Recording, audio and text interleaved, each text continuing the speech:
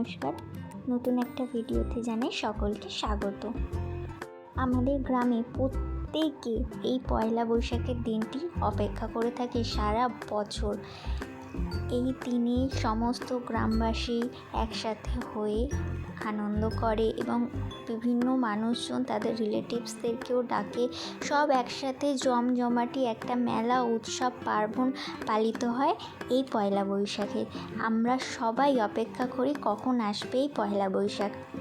আমাদের গ্রামের একটা মাঠে, ছোট্ট মাঠে, সেখানে এই মেলা আয়োজন করা হয়। বাচ্চারা তো ভীষণ খুশি, বাচ্চারা সারা বছর অপেক্ষা করে থাকে কখন এই দিনটা আসবে, আর ওরা দুদিনের জন্য ছুটি পাবে সব কিছুর থেকে। কোনো নিয়ম নেই, বাধা নেই, যা মনে চায় ওরা 2 দিন তাই করতে পারে, কেউ বকে না। আমাদের মেলা 2 দিন হয়। প্রথম দিন একটা যাত্রা আর কিছু রবীন্দ্রসঙ্গীত, নাট্য পরিবেশন হয়।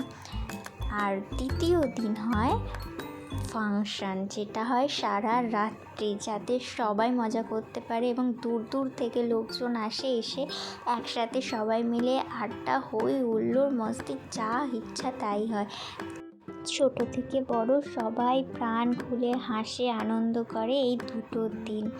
এই যে আমাদের ডান্স পারফরমেন্সে ছোট ছোট খুদে শিল্পীরা, ওরা রেডি হয়ে দাঁড়িয়ে রয়েছে, খুব মিষ্টি লাগছে। আরও অনেকে রয়েছে।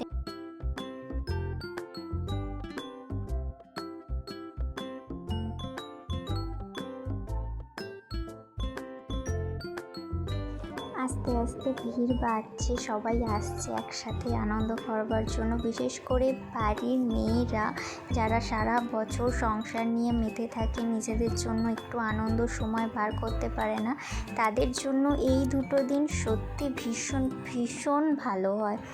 সবাই একসাথে খাওয়া দাওয়া, একসাথে থাকা, আমাদের গ্রামের এই জিনিসটা আমার ভীষণ ভালো লাগে।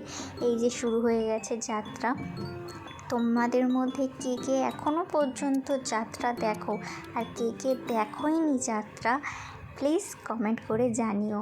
আমি কিন্তু এই প্রথমবার যাত্রা দেখলাম, আমি আগে কোনো দিন দেখিনি যাত্রা। খারাপ নয়, মোটামুটি ভালোই লেগেছে।